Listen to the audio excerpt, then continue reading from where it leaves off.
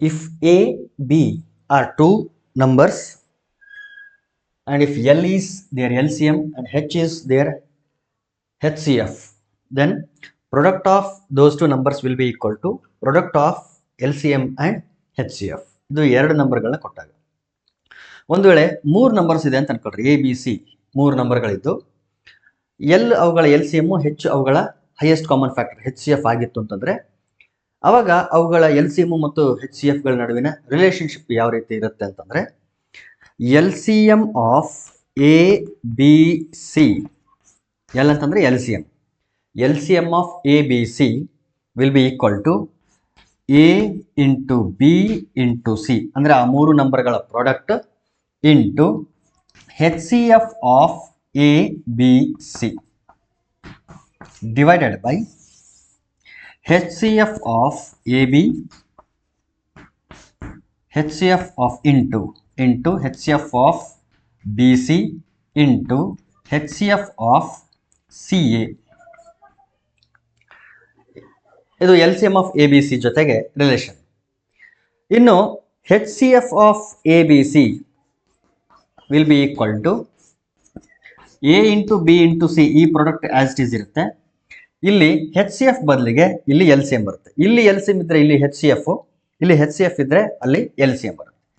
L C M of A B C divided by L C M of A B into L C M of B C into L C M of C A. So this is the relationship. ಇವು ಎರಡು ಯಾವಾಗ ಅಂತಂದ್ರೆ ಮೂರು ನಂಬರ್ಗಳನ್ನ ಕೊಟ್ಟು ಅವುಗಳ L C M ಮತ್ತು ಹೆಚ್ C F ಇವುಗಳ ನಡುವಿನ ರಿಲೇಶನ್ಶಿಪ್ ಏನಾದರೂ ಕೇಳಿದರೆ ಈ ರಿಲೇಶನ್ಶಿಪ್ ಇರುತ್ತೆ. ಇಲ್ಲಿ ಬ್ರಾಕೆಟ್ ಒಳಗಡೆ ಏನು ಬರ್ದಿದ್ವಲ್ಲ, L C M of A B C ಅಂತ ಅರ್ಥ. ಎ ಬಿ ಸಿಗಳ L C M that will be equal to ಆ ಮೂರು ನಂಬರ್ಗಳ product A into B into C into ಆ ಮೂರು ನಂಬರ್ಗಳ highest common factor H C F of A B C divided by ಮೊದಲ ಎರಡು ನಂಬರ್ಗಳ highest common factor into next B C ಅಂದರೆ ನೆಕ್ಸ್ಟ್ ಎರಡು ನಂಬರ್ಗಳ highest common factor into next ಇನ್ನೆರಡು ನಂಬರ್ಗಳ ಹೈಯೆಸ್ಟ್ ಕಾಮನ್ ಫ್ಯಾಕ್ಟರ್. ಸೊ ಈ ರೀತಿ ಇರುತ್ತೆ. ಅದೇ highest common factor of A B C ಯಾವುದಕ್ಕೆ ಈಕ್ವಲ್ ಆಗಿರುತ್ತೆ ಅಂತಂದರೆ same product of A into B into C into L C M of A B C ಅವುಗಳ L C M divided by L C M of A B into L C M of B C into L C M of C A. So ಈ ರೀತಿ relationship ಇದೆ. ಆದರೆ ಇದು very rare, ಕೇಳೋದೇ ಇಲ್ಲ ಅಂತ ಅನ್ಕೊಳ್ರಿ. ಇದನ್ನು ಇಲ್ಲಿವರೆಗೂ ಎಲ್ಲೂ ಕೂಡ ಕೇಳಿಲ್ಲ ಇವೆರಡನ್ನ. ಆದರೆ ಇದನ್ನ ಏನಂತಂದರೆ ಅಕೇಶನಲಿ ಕೇಳ್ತಾನೆ ಇರ್ತಾನೆ. ಸೊ ಈ ರಿಲೇಶನ್ಶಿಪ್ ನಾವು ಯಾವುದೇ ಕಾರಣಕ್ಕೂ ಮರಿಬಾರದು. ಓಕೆ, ಈಗ ನಾವೇನು ಮಾಡೋಣ ಅಂತಂದರೆ ಹೈಯೆಸ್ಟ್ ಕಾಮನ್ ಫ್ಯಾಕ್ಟರನ್ನು ನಾವು ಫೈಂಡ್ ಔಟ್ ಮಾಡ್ತೀವಿ. ಲಾಸ್ಟ್ ಕ್ಲಾಸಲ್ಲಿ ನಾನು ಏನು ಮಾಡಿದ್ದೆ ಅಂತಂದರೆ ಫ್ಯಾಕ್ಟರ್ಸ್ಗಳನ್ನ ಬರ್ಕೊಂಡು ಅದರಲ್ಲಿ ಕಾಮನ್ ಫ್ಯಾಕ್ಟರ್ಸನ್ನ ರೌಂಡ್ ಅಪ್ ಮಾಡಿ ಅದರಲ್ಲಿ highest common factor may be ಹೇಳಿದ್ದೆ ಅಂತ ಅನಿಸುತ್ತೆ. ಇನ್ನೊಂದು ಎಕ್ಸಾಂಪಲ್ ತಗೊಂಡು ನೋಡೋಣ. Highest common factor. ಸೊ ಮೊದಲಿಗೆ ಏನು ಬರಿಬೇಕು? ಫ್ಯಾಕ್ಟರ್ಸ್ ಬರಿಬೇಕು, ಅದರಲ್ಲಿ ಕಾಮನ್ ಫ್ಯಾಕ್ಟರ್ಸ್ ಹುಡುಕಬೇಕು, ಅದರಲ್ಲಿ ಹೈಯೆಸ್ಟ್ ವ್ಯಾಲ್ಯೂ ಯಾವುದಿರುತ್ತಲ್ಲ ಅದು ಹೈಯೆಸ್ಟ್ ಕಾಮನ್ ಫ್ಯಾಕ್ಟರ್ ಆಗಿರುತ್ತೆ. ಒಂದು ಎಕ್ಸಾಂಪಲ್ ಜಸ್ಟ್ ರೀಕ್ಯಾಪ್ ಮಾಡೋ ಸಲುವಾಗಿ ಅದನ್ನು ನಾನು ತಗೊಳ್ತೀನಿ. ಸಪೋಸ್ 16 ಆ್ಯಂಡ್ 24 ಇವುಗಳ ಹೈಯೆಸ್ಟ್ ಕಾಮನ್ ಫ್ಯಾಕ್ಟರ್ ಎಷ್ಟಿರುತ್ತೆ ಅಂತ ಫೈಂಡ್ ಔಟ್ ಮಾಡಬೇಕು. 16ಗೆ ಫ್ಯಾಕ್ಟರ್ಸ್ ಯಾವ್ದ್ಯಾವುದು ಅಂತಂದರೆ 1, 2, 4, 8 and 16. These are the factors of 16.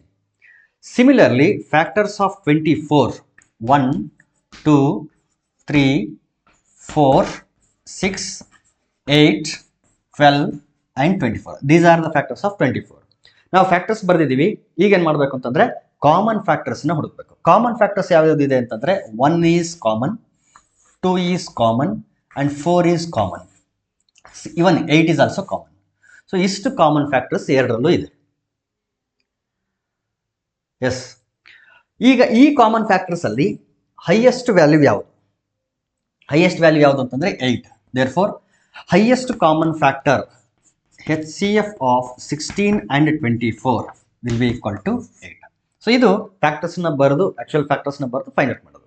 But ಎಲ್ಲ ಟೈಮಲ್ಲೂ ಈ ರೀತಿ ಮಾಡ್ತಾ ಹೋದ್ರೆ ಭಾಳ ಟೈಮ್ ಕನ್ಸ್ಯೂಮ್ ಆಗ್ತದೆ. ಆಮೇಲೆ ನಂಬರ್ಸ್ ದೊಡ್ಡದಾಗ್ತಾ ಹೋದಂಗೆಲ್ಲನೂ ಫ್ಯಾಕ್ಟರ್ಸ್ಗಳು ಕೂಡ ಜಾಸ್ತಿ ಸಿಗ್ತವೆ.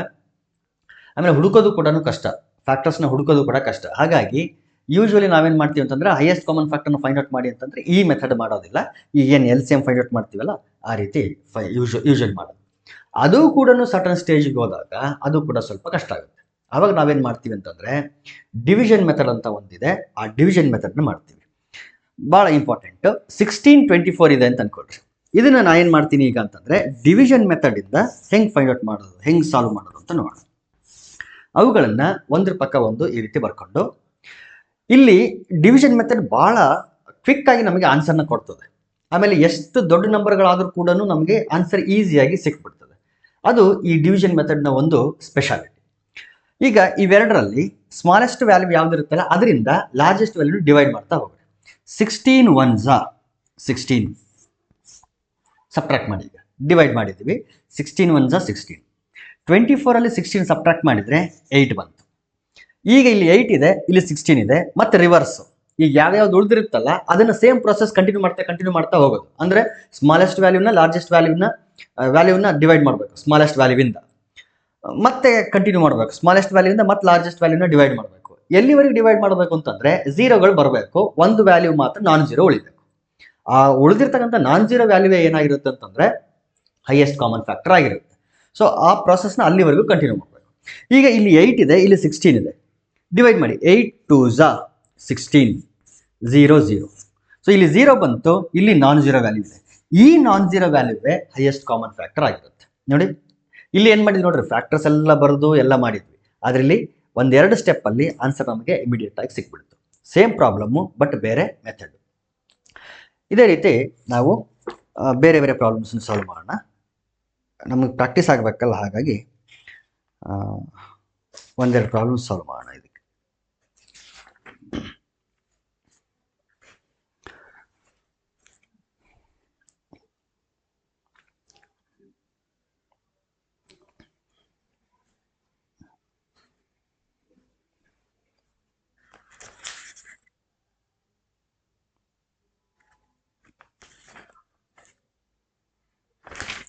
ಇದನ್ನ ಬರೀ 2 ನಂಬರ್ಗಲ್ಲ 3 ನಂಬರ್ಗಳಿಗೂ ಕೂಡ ಇದನ್ನ ಎಕ್ಸ್ಟೆಂಡ್ ಮಾಡಬಹುದು.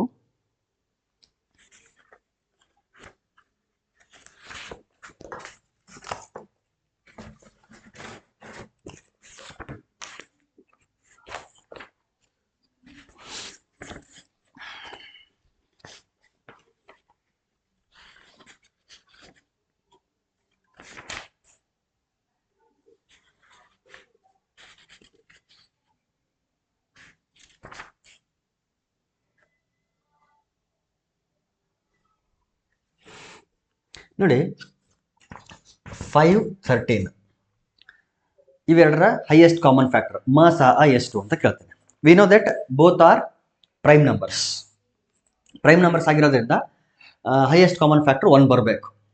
ಆಲ್ರೆಡಿ ರಿಸಲ್ಟ್ ಹೇಳಿದ್ದೀನಲ್ಲ, ಆ ರಿಸಲ್ಟ್ ಪ್ರಕಾರ ಇದು 1 ಬರಬೇಕು. ಈಗ ಡಿವಿಷನ್ ಮೆಥಡ್ ಇಂದ ಅದು ಟ್ರೂ ಆಗುತ್ತೆ ನೋಡಿ. ಯಾಕಂದ್ರೆ ಒಂದು ಪ್ರೈಮ್ ನಂಬರ್ ದೊಡ್ಡ ನಂಬರ್ ಆಗಿತ್ತು ಅಂತಂದ್ರೆ, ಒಂದು ಲಾರ್ಜೆಸ್ಟ್ ಪ್ರೈಮ್ ನಂಬರ್ ಕೊಟ್ಟಿದ್ರು ಅಂತಂದ್ರೆ ಅದು ಪ್ರೈಮ್ ಅಂತ ಫೈಂಡ್ ಔಟ್ ಮಾಡೋದೇ ಕಷ್ಟ ಆಗುತ್ತೆ ಫಸ್ಟ್ ಆಫ್ ಆಲ್. ಆವಾಗ ಅದು ಪ್ರೈಮ್ ಹೌದಾ ಅಲ್ಲ ಅಂತ ನೋಡಿ ರಿಸಲ್ಟ್ ಅನ್ನು ಅಪ್ಲೈ ಮಾಡೋದು ಸ್ವಲ್ಪ ಕಷ್ಟ ಆಗುತ್ತೆ. ಆವಾಗ ಈ ಡಿವಿಷನ್ ಮೆಥಡ್ ಅನ್ನ ನೀವು ಡೈರೆಕ್ಟ್ ಆಗಿ ಅಪ್ಲೈ ಮಾಡಿಬಿಟ್ರೆ ಆನ್ಸರ್ ಸಿಗ್ತದೆ. ಈಗ ಒಂದ್ಸಾರಿ ವೆರಿಫೈ ಮಾಡೋಣ. ಇಲ್ಲಿ ಸ್ಮಾಲೆಸ್ಟ್ ವ್ಯಾಲ್ಯೂ ಯಾವುದು? 5. 5 ಡಿವೈಡ್ ಮಾಡಿ. 5 2s 10. ಎಷ್ಟು ಉಳಿತು? ಇಲ್ಲಿ 3 ಉಳಿತು. ಈಗ ಮತ್ತೆ ಇಲ್ಲಿ 3 ಇದೆ, ಇಲ್ಲಿ 5 ಇದೆ. ಇದು ಸ್ಮಾಲೆಸ್ಟ್ ಆಯಿತು, ಮತ್ತೆ ಡಿವೈಡ್ ಮಾಡಿ. 3 1s 3. 5 - 3 it is 2. ಮತ್ತೆ ಇಲ್ಲಿ 2 ಇದೆ, ಇಲ್ಲಿ 3 ಇದೆ. ಸ್ಮಾಲೆಸ್ಟ್ 2 ಆಗಿರೋದ್ರಿಂದ ಮತ್ತೆ ಡಿವೈಡ್ ಮಾಡಬೇಕು. 2 1s 2. 3 - 2 is 1. ಮತ್ತೆ ಸ್ಮಾಲೆಸ್ಟ್ ವ್ಯಾಲ್ಯೂ 1 ಇದೆ, ಇಲ್ಲಿ 2 ಇದೆ. 1 2s 2 0. So non zero quantity ಯಾವುದು? 1. Therefore highest common factor of 5 and 13 is 1. ಆ ರಿಸಲ್ಟ್ ಪ್ರಕಾರನೂ ಕೂಡ 1. ಇವು ಏನಂದ್ರೆ ಸಣ್ಣ ಪ್ರೈಮ್ ನಂಬರ್ಸ್ ಆಗಿರೋದ್ರಿಂದ ನಾವು ಡೈರೆಕ್ಟ್ ಆಗಿ ಹೇಳ್ಬೋದು. ಒಂದು ವೇಳೆ ದೊಡ್ಡ ಪ್ರೈಮ್ ನಂಬರ್ಸ್ ಆಗಿತ್ತು ಅಂದ್ರೆ ಪ್ರೈಮ್ ನಂಬರ್ಸ್ ಹೌದಾ ಅಲ್ಲ ಅಂತೇಳಿ ನಮ್ಗೆ ಗೊತ್ತು ಕೂಡ ಆಗೋದಿಲ್ಲ. ಅವಾಗ ನಾವೇನ್ ಮಾಡ್ಬೇಕಾಗುತ್ತೆ ಅಂತಂದ್ರೆ ಈ ಮೆಥಡ್ ಯೂಸ್ ಮಾಡಿದ್ರೆ ನಮಗೆ ಬೇಗ ಆನ್ಸರ್ ಸಿಗ್ತದೆ.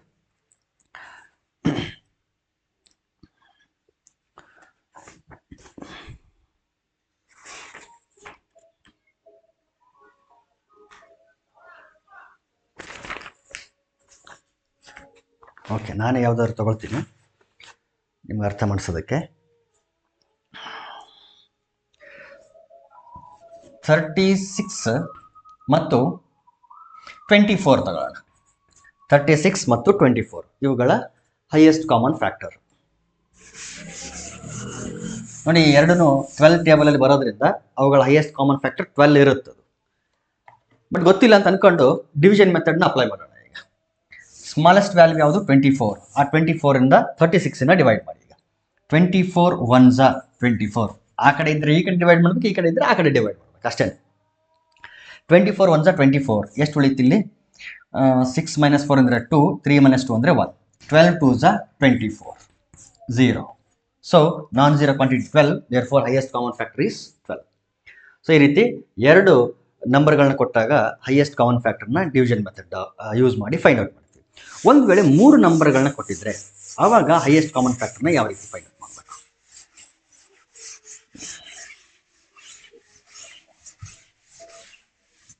3 ನಂಬರ್ ಕೊಟ್ಟಿದ್ದಾರೆ ಅಂತ ಅನ್ಕೊಳ್ರಿ. ಟೇಕ್ ಫಾರ್ ಎಕ್ಸಾಂಪಲ್,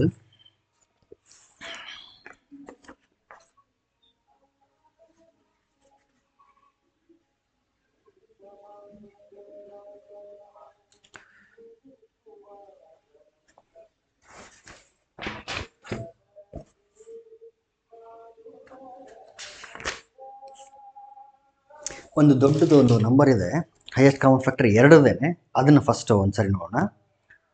595 ಮತ್ತು 1071 ಈ ಎರಡು ನಂಬರ್ಗಳ ಹೈಯೆಸ್ಟ್ ಕಾಮನ್ ಫ್ಯಾಕ್ಟರ್ನ ಫೈಂಡ್ ಮಾಡಿ ಅಂತ ಹೇಳ್ತಾರೆ. ನೋಡಿ, ನೋಡೋದಕ್ಕೇ ಎಷ್ಟು ದೊಡ್ಡ ದೊಡ್ಡ ವ್ಯಾಲ್ಯೂಸ್ ಇದೆ. 595 ಆ್ಯಂಡ್ 1071 ಈ ಎರಡು ನಂಬರ್ಗಳ highest common factor find out ಮಾಡಬೇಕು.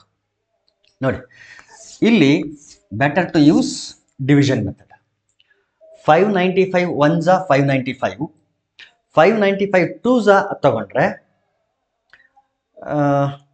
ನೋಡಿ 595 2s ಅದು ನಿಯರ್ಲಿ 1000 ಮೇಲೆ ಆಗ್ತದೆ. ಅದು 2 5s 10, 2 9s 18 plus 1 19, 2 5s 10 plus 1 11. ನೋಡಿ, ಜಾಸ್ತಿ ಆಯಿತು. ಹಾಗಾಗಿ 595 1s 595 ಸಬ್ಟ್ರಾಕ್ಟ್ ಮಾಡಿ. ಇದು 6 ಮಾಡ್ಕೊಂಡು 11 ಮಾಡ್ಕೊಂಡ್ರೆ 11 - 5 ಇಟ್ ಈಸ್ 6. ಇಲ್ಲಿಂದ ಕ್ಯಾರಿ ತಗೊಳ್ಳೋಣ, 0. ಇದು 10 ಆಯಿತು. ಇದನ್ನ 9 ಮಾಡ್ಕೊಂಡ್ರೆ ಇದು 16 ಆಯಿತು. 16 - 9 ಇಟ್ ಈಸ್ 7. 9 - 5 ಈಸ್ 4. 476. ಇವೆರಡರಲ್ಲಿ 476 ಚಿಕ್ಕದು, 595 ದೊಡ್ಡದು. ಮತ್ತೆ ಡಿವೈಡ್ ಮಾಡಿ. 476 1s 476. ಮತ್ತೆ ಸಬ್ಟ್ರಾಕ್ಟ್ ಮಾಡಿ. ಇದನ್ನ 8 ಮಾಡಿಕೊಂಡು ಇದನ್ನು 15 ಮಾಡ್ಕೊಳ್ಳೋಣ. 15 - 6 ಅಂತಂದರೆ ಇಟ್ ಈಸ್ 9. 8 - 7 ಈಸ್ 1. 5 - 4 ಈಸ್ 1. 119 ಬಂತು. ಮತ್ತೆ ಡಿವೈಡ್ ಮಾಡಬೇಕು. 119 ಚಿಕ್ಕದು, 476 ದೊಡ್ಡದು. ಡಿವೈಡ್ ಮಾಡಿ. 4 ತಗೊಂಡ್ರೆ 119 ಇಂಟು 4 ಮಾಡಿದರೆ 4 9s 36.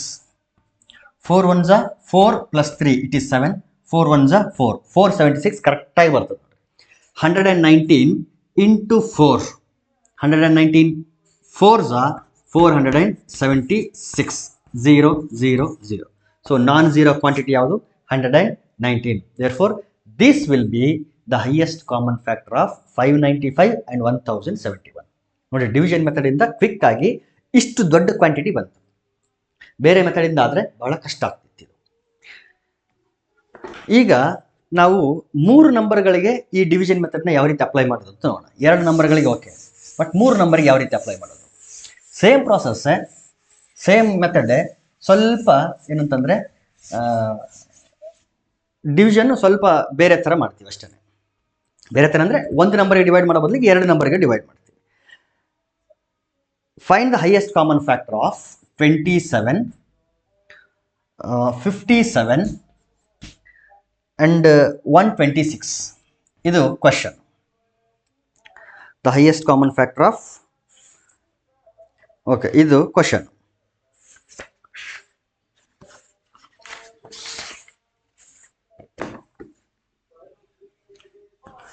ಈಗೇನು ಮಾಡಬೇಕು ಅಂತಂದರೆ, ಇದಕ್ಕೂ ಮುಂಚೆ ನಮ್ಗೆ ಗೊತ್ತಿರ್ತಕ್ಕಂಥ ಒಂದು ವ್ಯಾಲ್ಯೂಸ್ನ ತೊಗೊಂಡು ನೋಡೋಣ, ಅರ್ಥ ಮಾಡ್ಕೊಳ್ಬೇಕು. ಆಮೇಲೆ ಈ ಕ್ವೆಶ್ಚನಿಗೆ ಬರ್ತೀನಿ ನಾನು. ಮೂರು ವ್ಯಾಲ್ಯೂಸ್ಗಳು ಚಿಕ್ಕ ವ್ಯಾಲ್ಯೂಸನ್ನು ತಗೊಳ್ಳೋಣ. ಯಾವ್ದು ತಗೊಳ್ಳೋಣ ಅಂತಂದರೆ 8, 16, 20 ತಗೊಳ್ಳೋಣ. ಇವುಗಳ ಹೈಯೆಸ್ಟ್ ಕಾಮನ್ ಫ್ಯಾಕ್ಟರ್ ಎಷ್ಟು ಅಂತಂದರೆ 4. ಇವುಗಳ ಹೈಯೆಸ್ಟ್ ಕಾಮನ್ ಫ್ಯಾಕ್ಟರ್ 4. ಇದನ್ನ ಡಿವಿಷನ್ ಮೆಥಡ್ ಇಂದ ಅರ್ಥ ಮಾಡ್ಕೊಳ್ಳೋದಕ್ಕೆ ನಾವೇನು ಮಾಡೋದು, 4 ಗೊತ್ತಿರೋದ್ರಿಂದ ಇದು ತಗೊಂಡಿದ್ದೀನಿ. ಯಾವ ರೀತಿ ಮಾಡಬೇಕು ಅಂದರೆ ಈ ರೀತಿ ಬಾಕ್ಸ್ಗಳನ್ನ ಹಾಕ್ಕೊಳ್ತೀವಿ ನಾವು.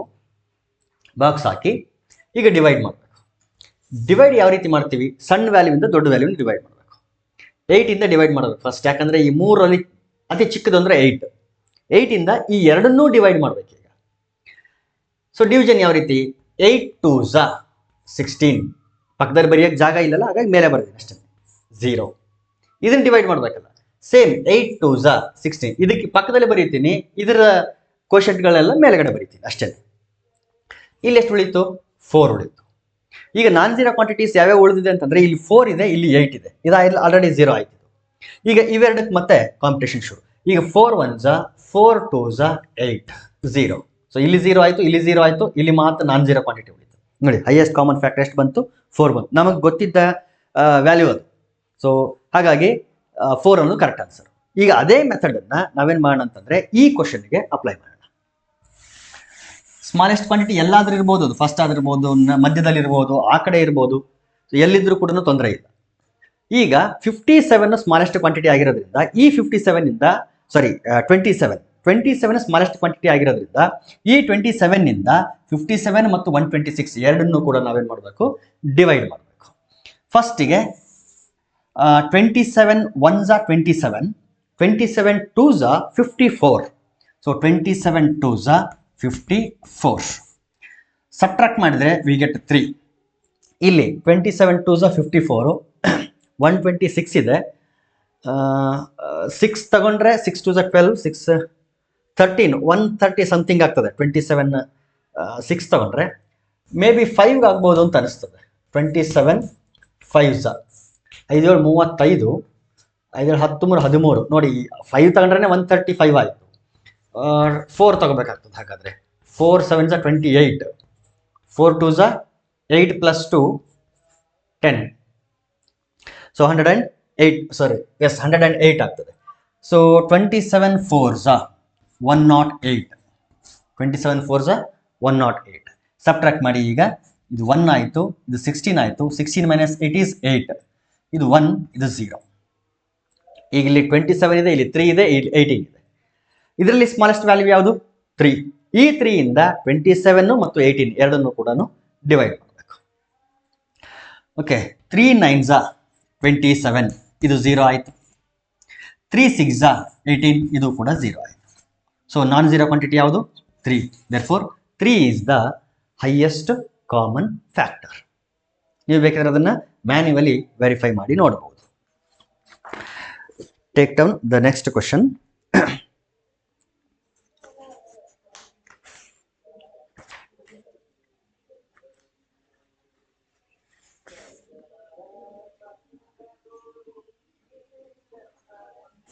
ಇನ್ನೊಂದು ನೋಡಿ, 14, 36 ಆ್ಯಂಡ್ 66 ಇವುಗಳ ಹೈಯೆಸ್ಟ್ ಕಾಮನ್ ಫ್ಯಾಕ್ಟರ್ ಎಷ್ಟು ಅಂತ ಕೇಳಿದ್ದಾರೆ. Highest common factor of 14, 36 and 66. ನೋಡಿ ಸ್ಮಾಲೆಸ್ಟ್ ವ್ಯಾಲ್ಯೂ ಈ ಕಡೆ ಬರ್ತಾ ಇದೆ, ಹಂಗಂತ ಇಲ್ಲೇ ಇರ್ಬೇಕಂತಲ್ಲ. ಒಂದು ವೇಳೆ ರ್ಯಾಂಡಮ್ ಆಗಿ ಕೊಟ್ಟಿದ್ರು ಅಂತಂದ್ರೆ ಸ್ಮಾಲೆಸ್ಟ್ ವ್ಯಾಲ್ಯೂ ಫಸ್ಟಿಗೆ ಬರ್ಕೊಳ್ರಿ ಅಷ್ಟೇ. ಇಲ್ಲ ಎಲ್ಲಿದ್ರೂ ಕೂಡ ಅಲ್ಲಿಂದ ಬೇರೆ ಎರಡನ್ನು ಡಿವೈಡ್ ಮಾಡ್ಬೋದು. ಈಗ 14 ಇಂದ ಎರಡನ್ನು ಡಿವೈಡ್ ಮಾಡಬೇಕು. 14 1s 14, 14 2s 28, but 14 3s 42, but ಜಾಸ್ತಿ ಆಗ್ತದೆ. ಸೊ 14 2s 28, 36 - 28 ಅಂದರೆ I think it is 8. It is 8. ಇಲ್ಲಿ ಡಿವೈಡ್ ಮಾಡಿ. 14 5s 70 ಆಗ್ತದೆ. 14 4s 56. ಸಬ್ಟ್ರಾಕ್ಟ್ ಮಾಡಿದರೆ ವಿ ಗೆಟ್ 10. ಇಲ್ಲಿ 14 8 10 ಬಂತು. 8 ಈಸ್ ದ ಸ್ಮಾಲೆಸ್ಟ್ ವ್ಯಾಲ್ಯೂ. ಈಗ 8ಇಂದ ಬೇರೆ ಎರಡು ವ್ಯಾಲ್ಯೂನ ಡಿವೈಡ್ ಮಾಡಿ. 8 1s 8, 14 minus 8 ಅಂತಂದರೆ ವಿ ಗೆಟ್ 6. ಮತ್ತು ಈ ಕಡೆನೂ ಡಿವೈಡ್ ಮಾಡಬೇಕು. 8ಇಂದ ಈ ಕಡೆ ಡಿವೈಡ್ ಮಾಡಿದ್ದಲ್ಲದೆ ಆ ಕಡೆ ಕೂಡ ಡಿವೈಡ್ ಮಾಡಬೇಕು. 8 1s 8, ಇಲ್ಲೆಷ್ಟು ಬಂತು? 8 ಬಂತು, ಸಾರಿ 2 ಬಂತು. ಈಗ ಈ 2ಇಂದ 8 ಮತ್ತು 6 ಎರಡನ್ನು ಡಿವೈಡ್ ಮಾಡಬೇಕು. ಮತ್ತೆ 2 3s 6 0, 2 4s 8 0. So non zero quantity 2. ಒಂದು ನಂಬರ್ ಉಳಿದಿದೆ ಅಂತಂದರೆ ಉಳಿದಿರತಕ್ಕಂಥ ಎರಡು ನಂಬರ್ಗಳನ್ನ ಮತ್ತೆ ಡಿವೈಡ್ ಮಾಡ್ಬೇಕು ನಾವು. ಮತ್ತೆ ಯಾವುದೋ ಒಂದನ್ನು ಡಿವೈಡ್ ಮಾಡಿ ಇನ್ನೊಂದನ್ನ ಬಿಡಬಾರ್ದು. ಸೊ ಈ ರೀತಿ ಡಿವೈಡ್ ಮಾಡ್ತಾ ಹೋದರೆ ನಮಗೆ ಹೈಯೆಸ್ಟ್ ಕಾಮನ್ ಫ್ಯಾಕ್ಟರ್ ಎಷ್ಟು ಬಂತು ಅಂದರೆ 2 ಬಂತು. So yes, this is the method. 3 ನಂಬರ್ಗಳಿಗೆ ಈ ರೀತಿ ನಾವೇನು ಮಾಡ್ತೀವಿ ಅಂತಂದರೆ ಡಿವಿಷನ್ ಮೆಥಡ್ನ ಯೂಸ್ ಮಾಡಿ ಹೈಯೆಸ್ಟ್ ಕಾಮನ್ ಫ್ಯಾಕ್ಟರ್ನ ಫೈಂಡ್ ಔಟ್ ಮಾಡ್ತೀವಿ. 2 ನಂಬರ್ಗಳಿಗೆ ಆಲ್ರೆಡಿ ನಾನು ಹೇಳಿದ್ದೀನಿ.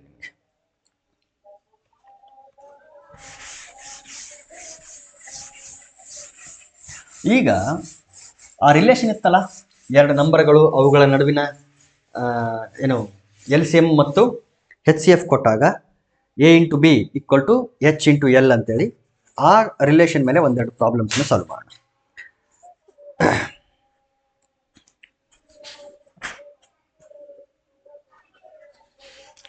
ಕ್ವಶನ್ ಏನಿದೆ ಅಂತಂದರೆ HCF and LCM of given 2 numbers R 6 and 36.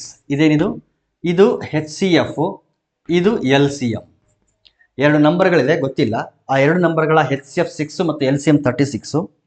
ಅವುಗಳಲ್ಲಿ ಒಂದು ನಂಬರ್ ಅದನ್ನು A ಅಂತ ಅನ್ಕೊಳ್ತೀನಿ, 12 ಆದರೆ ದೆನ್ ಅದರ್ ನಂಬರ್ B, ಇನ್ನೊಂದು ನಂಬರ್ ಯಾವುದು ಅಂತ ಕೇಳ್ತಾನೆ. ಜಸ್ಟ್ ಆ ಫಾರ್ಮುಲಾ ಹಾಕಬೇಕು, ಸಿಂಪ್ಲಿಫೈ ಮಾಡ್ಬೇಕು ಅಷ್ಟೇ. ಏನಿದೆ formula? A into B equal to L into H.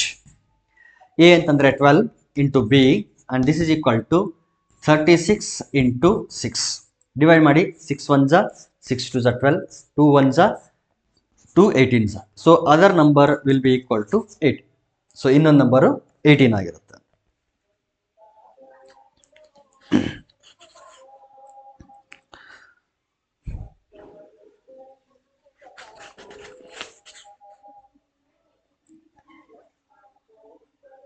Same ಇದೇ ರೀತಿ ಇನ್ನೊಂದು ಕ್ವಶನ್ ಇದೆ ನೋಡ್ರಿ. The HCF and LCM of given 2 numbers are 8 and 120. HCF is 8, LCM is 120. And if one number is 24, ಒಂದು ನಂಬರ್ನ A ಅಂತ ಅಂದ್ಕೊಂಡ್ರೆ 24, then we have to find the other number. B is question mark. Same formula, A into B equal to H into L. A ಅಂತಂದರೆ 24 into B equal to H into L. 8 1s 8 3s 3 1s 3 4s 12. So 40. Therefore other number will be equal to 40. So ಇನ್ನೊಂದು number ಯಾವುದಾಗಿರ್ತದೆ? 40 ಆಗಿರುತ್ತದೆ.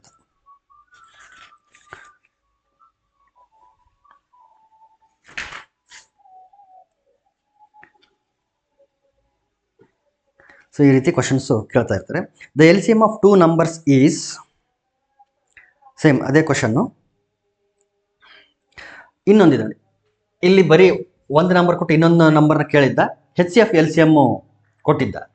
ಇನ್ನು ಕೆಲವೊಮ್ಮೆ ಏನು ಮಾಡ್ತಾರೆ ಅಂತಂದರೆ 2 ನಂಬರ್ಗಳನ್ನ ಕೊಡ್ತಾರೆ, LCM ಕೊಟ್ಟು HCF ಕೇಳ್ತಾರೆ, ಅಥವಾ HCF ಕೊಟ್ಟು LCM ಕೇಳ್ತಾರೆ. ಆ ರೀತಿ ಕೂಡ ಕ್ವಶನ್ನ ಕೇಳ್ಬೋದು. ಇಲ್ಲಿ the LCM of 270 and 360 is 1080. ಅಂದರೆ 2 ನಂಬರ್ಗಳು ಯಾವುದು ಅಂತಂದರೆ ಒಂದು 270, ಇನ್ನೊಂದು 360. ಈ 2 ನಂಬರ್ಗಳ LCM ಎಷ್ಟು ಅಂತಂದರೆ 1080. This is the LCM of 270 and 360. ಹಾಗಾದರೆ ಹೈಯೆಸ್ಟ್ ಕಾಮನ್ ಫ್ಯಾಕ್ಟರ್ HCF ಎಷ್ಟು ಅಂತ ಕೇಳಿದ್ದಾರೆ. What will be the HCF of the given numbers? ಇಲ್ಲಿ 270ನ ಸಪೋಸ್ A ಅನ್ಕೊಂಡ್ರೆ, 360ನ B ಅನ್ಕೊಂಡ್ರೆ, 1080 ಅನ್ನೋದು LCM ಆಗಿರೋದ್ರಿಂದ ಫಾರ್ಮುಲಾ ಪ್ರಕಾರ A into B, that is 270 into 360, that will be equal to H into L. H ಗೊತ್ತಿಲ್ಲ ನಮಗೆ, ಫೈಂಡ್ ಔಟ್ ಮಾಡಬೇಕು. Into L ಅಂತಂದರೆ 1080. ಸೊ H ಇಂಟು ಅಂತ ಇರೋದ್ರಿಂದ 1080ನ ಡಿವೈಡ್ ಮಾಡ್ಕೊಂಡ್ಬಿಟ್ರಿ, ಕೆಳಗಡೆ ಬರ್ತದೆ. Therefore we get H equal to 270 into 360 divided by 1080. 0 0 cancel ಆಯಿತು. ಎರಡು 3 ಇಂದ ಡಿವೈಡ್ ಆಗುತ್ತೆ ನೋಡಿ. 3 3 ಝ 9, 3 6 ಝ 18, 3 9 ಝ 27, 9 1 ಝ 9 4 ಝ 36, 4 1 ಝ 4 9 ಝ 36, 90. Therefore highest common factor will be equal to 90. So ಈ ರೀತಿ ನಾವು ಈ ಫಾರ್ಮುಲನ್ನ ಯೂಸ್ ಮಾಡ್ಕೊಳ್ತೀವಿ. ಎರಡು ನಂಬರ್ಗಳಲ್ಲಿ ಒಂದು ನಂಬರ್ ಫೈಂಡ್ ಔಟ್ ಮಾಡೋದಕ್ಕಾಗಿರ್ಬೋದು, ಅಥವಾ ಎರಡು ನಂಬರ್ ಕೊಟ್ಟು LCM ಕೊಟ್ಟಾಗ HCF ಫೈಂಡ್ ಔಟ್ ಮಾಡೋದು, HCF ಕೊಟ್ಟಾಗ LCM ಫೈಂಡ್ ಔಟ್ ಮಾಡೋದು.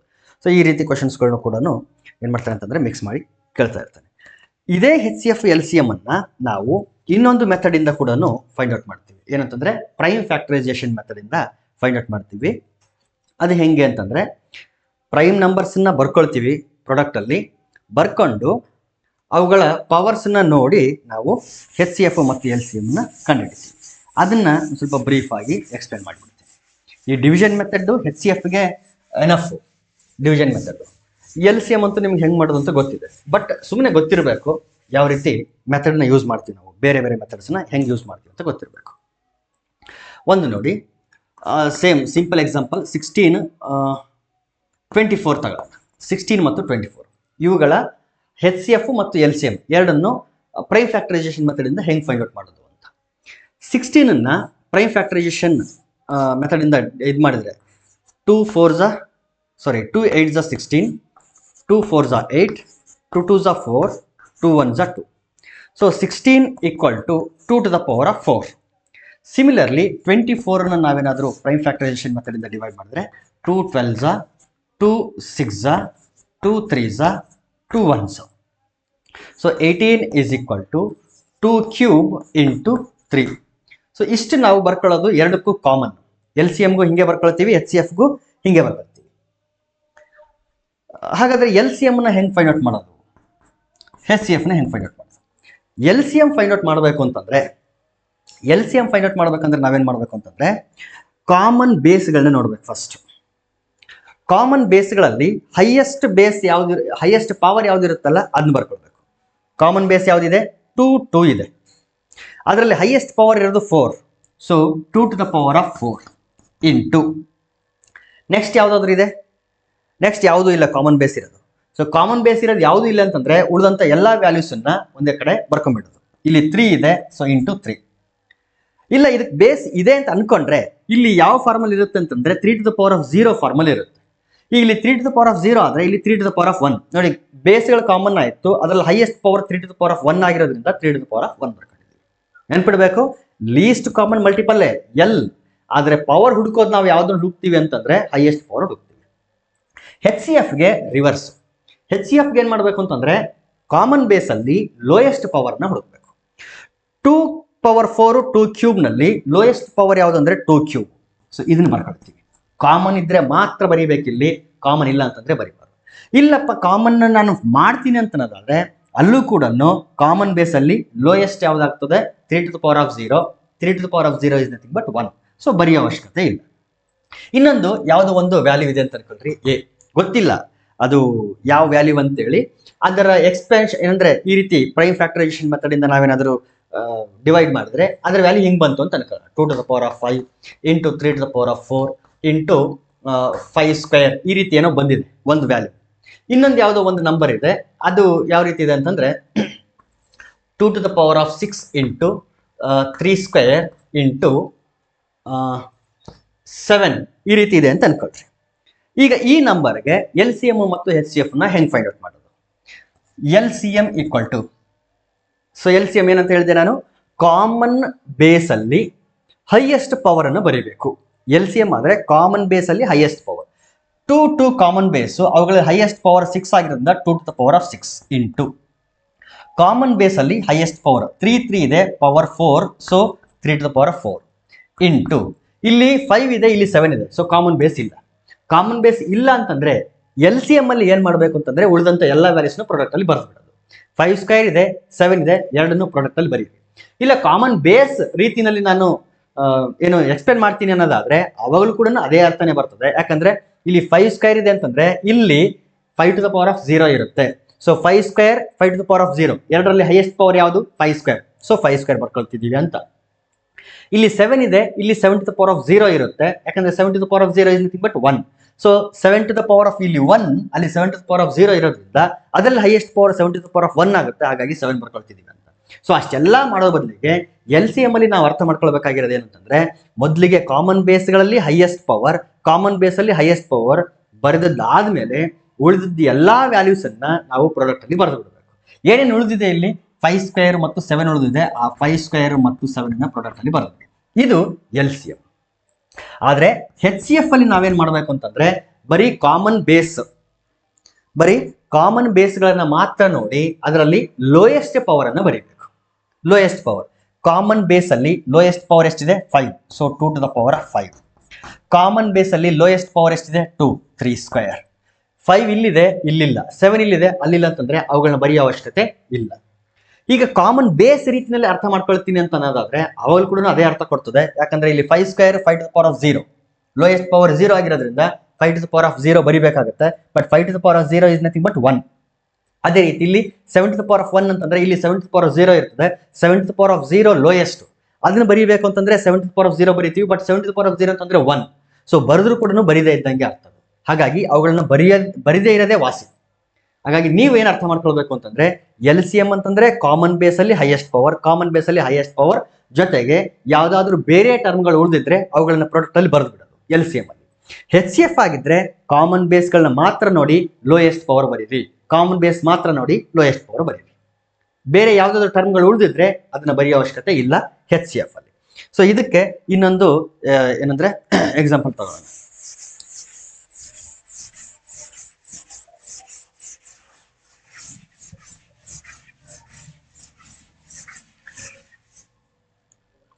ಯಾವುದೋ ಒಂದು ನಂಬರ್ ಇದೆ x, 3 to the power of 5 into 5 cube into 7 square into 11 ಇಷ್ಟಿದೆ ಅನ್ಕೊಳ್ರಿ. ಇನ್ನೊಂದು ನಂಬರ್ ಇದೆ 2 cube into 3 to the power of 7 into 7 to the power of 5 into 13 square, ಈ ರೀತಿ ಇದೆ ಅಂತ ಅನ್ಕೊಳ್ರಿ. ಈಗ ನಾವೇನು ಮಾಡಬೇಕು ಅಂತಂದ್ರೆ ಇವೆರಡರ LCM ಮತ್ತು HCF ಅನ್ನು ಫೈಂಡ್ ಔಟ್ ಮಾಡಬೇಕು. What will be the LCM? LCM ನ ಹೆಂಗ್ ಫೈಂಡ್ ಔಟ್ ಮಾಡ್ಬೇಕಂತ ಹೇಳಿದೀನಿ. ಕಾಮನ್ ಬೇಸ್ ಅಲ್ಲಿ highest power 3 common base highest power 7 ಇದೆ, so 3 to the power of 7 into ಮತ್ತೆ ಇಲ್ಲಿ 5 ಇದೆ, ಬಟ್ ಇಲ್ಲಿ 5 ಇಲ್ಲ. 7 ಇದೆ ನೋಡಿ, 7. ಸೊ ಇದರಲ್ಲಿ ಹೈಯೆಸ್ಟ್ ಪವರ್ 5 ಇದೆ, so 7 to the power of 5 into ಮತ್ತೆ ಯಾವ್ದಾದ್ರು ಕಾಮನ್ ಬೇಸ್ ಇದೆಯಾ? ಕಾಮನ್ ಬೇಸ್ ಯಾವುದೂ ಇಲ್ಲ. ಈಗ ಏನ್ ಮಾಡ್ಬೇಕು ಅಂತಂದ್ರೆ ಉಳಿದಂತ ಎಲ್ಲಾ ವ್ಯಾಲ್ಯೂಸ್ನ ಪ್ರಾಡಕ್ಟ್ ಅಲ್ಲಿ ಬರೆದು ಬಿಡೋದು. ಏನೇನು ಉಳಿದಿದೆ 5 ಕ್ಯೂಬ್ ಬರಿಬೇಕು ಇಂಟು 11 ಅದನ್ನು ಬರಿಬೇಕು ಇಂಟು 2 ಕ್ಯೂಬ್ ಬರೀರಿ ಇಂಟು 13 ಸ್ಕ್ವೇರ್.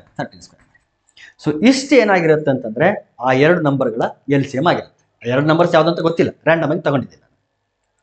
ಈಗ highest common factor HCF find out ಮಾಡಬೇಕು. HCF ಅಲ್ಲಿ ಕಾಮನ್ ಬೇಸ್ಗಳು ಮಾತ್ರ ನೋಡ್ತೀವಿ. ಕಾಮನ್ ಬೇಸ್ ಅದರಲ್ಲಿ lowest power 3 to the power of 5 into ಮತ್ತೆ ಯಾವುದು ಕಾಮನ್ ಆಗಿದೆ 7 ಕಾಮನ್ ಆಗಿದೆ ನೋಡ್ರಿ, ದಿಸ್ ಈಸ್ ಕಾಮನ್. ಇವೆರಡರಲ್ಲಿ ಲೋಯೆಸ್ಟ್ ಪವರ್ 2 ಇದೆ, ಸೊ 7 ಸ್ಕ್ವೇರ್. ಇಷ್ಟೇ, ಬೇರೆ ಎಲ್ಲೂ ಕಾಮನ್ ಇಲ್ಲ ಅಂತಂದ್ರೆ ಹೈಯೆಸ್ಟ್ ಕಾಮನ್ ಫ್ಯಾಕ್ಟರ್ ಕಾಮನ್ ಬರೆಯೋ ಅವಶ್ಯಕತೆ ಇಲ್ಲ. ಸೊ ಈ ರೀತಿ ನಾವೇನು ಮಾಡ್ತೀವಿ ಅಂತಂದ್ರೆ ಪ್ರೈಮ್ ಫ್ಯಾಕ್ಟರೈಸೇಷನ್ ಮೆಥಡ್ ಇಂದ ನಾವು ಹೈಯೆಸ್ಟ್ ಕಾಮನ್ ಫ್ಯಾಕ್ಟರ್ ಅನ್ನ ಫೈಂಡ್ ಔಟ್ ಮಾಡ್ತೀವಿ. ಸೊ ಇಷ್ಟು LCM, HCF ಮತ್ತು ಅವುಗಳ ನಡುವಿನ ರಿಲೇಷನ್ಶಿಪ್ ಮತ್ತು ಬೇರೆ ಬೇರೆ ಮೆಥಡ್ಸ್ ಇಂದ ನಾವು ಇವುಗಳನ್ನ ಫೈಂಡ್ ಔಟ್ ಮಾಡ್ತಕ್ಕಂಥ ರೀತಿ. ನೆಕ್ಸ್ಟ್ ಟಾಪಿಕ್ ಅನ್ನ ನಾನು ನೆಕ್ಸ್ಟ್ ಕ್ಲಾಸಲ್ಲಿ ಮತ್ತೆ ಡಿಸ್ಕಸ್ ಮಾಡ್ತೀನಿ. Thank you.